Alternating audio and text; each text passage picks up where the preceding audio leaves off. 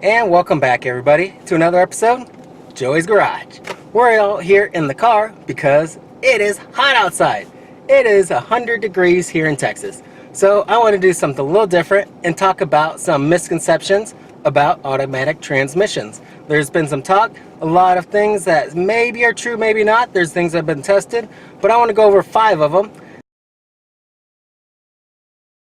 And number 1 is burnouts. You do not want to do it in an automatic transmission. It's a little different than a standard transmission where you can switch gears manually. With an automatic transmission, the way people usually do it is you put it into neutral, you rev up that engine, and then you dump it into drive, and the back tires are spinning from all that force and all that extra oomph coming from the engine pretty much. You don't want to be doing that.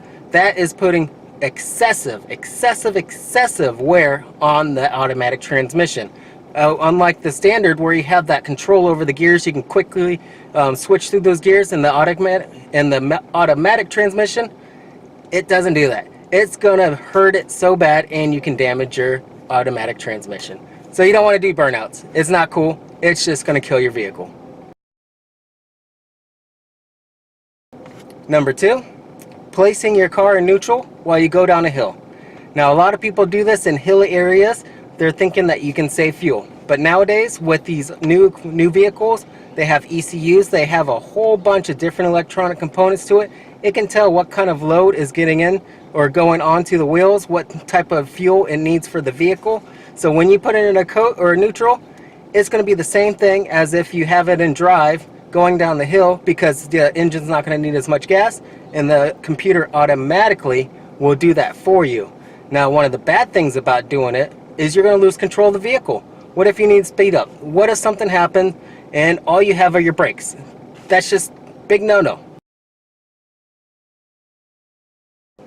Number 3, and this is a big one. You never want to put it from drive, when you're driving, you're moving forward, into reverse. Of course, that seems silly. Why would you do that? I can see it under emergency circumstances, but there's safety functions that are not going to even allow you to do it. If in emergency, you need to slow down, you need to stop, you can put it in neutral if you're losing your brakes or something like that. But go from drive to reverse, it's going to kill your automatic transmission. And it's easily, you can think about it as if you're riding a bike, you're moving forward, and if you're able to go the reverse direction, like you want to go in reverse on the pedals, there's going to be a lot of inertial energy that gets transferred into your legs. Now on a car, you try doing that, it's going to go all into your automatic transmission. It's going to go into your gears. You can have broken spools, you can have broken sprockets. Your band's going to be super heated up. There's just going to be a whole kinds of mess. You do not want to do it. So drive to reverse. Number 4. This one is kind of similar to number 3, but I wanted to go over it just because a lot of people do this and it's a little bit different. And that's when you're backing up and you're just about stopped and you go from the reverse into drive or drive into reverse. You want to make sure you come to a complete stop. Same thing as the last one where you're going really fast and you switch in reverse, you're going to have a whole bunch of issues. Same thing while you're going a lot slower, because when you do that, you're moving forward or you're moving in reverse, you're backing up, and then you're just about done and you go into drive.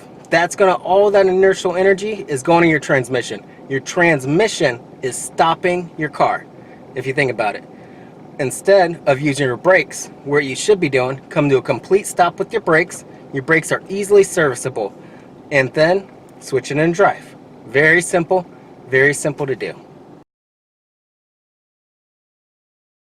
And number 5, this is a big one. It goes for most vehicles, driving in deep water. Now this one is a big thing for automatic transmissions because these are not closed systems. There's actually a vent up in the engine wheel, and if you look very closely, it actually vents air, or when it expands with the fluid, it vents it open and closed. But you drive through deep water, you're going to get water in your automatic transmission. And everybody knows, and you should know, water and automatic transmissions do not mix. You could possibly flush it if you get it right away, but if that sits, you're going to just have problems, and you're going to have to replace your transmission or get a new vehicle. So those are my 5. All of them very good, make sense, and super easy to avoid. So if you want to keep your car running, you want to keep your transmission running smoothly, avoid those 5 things.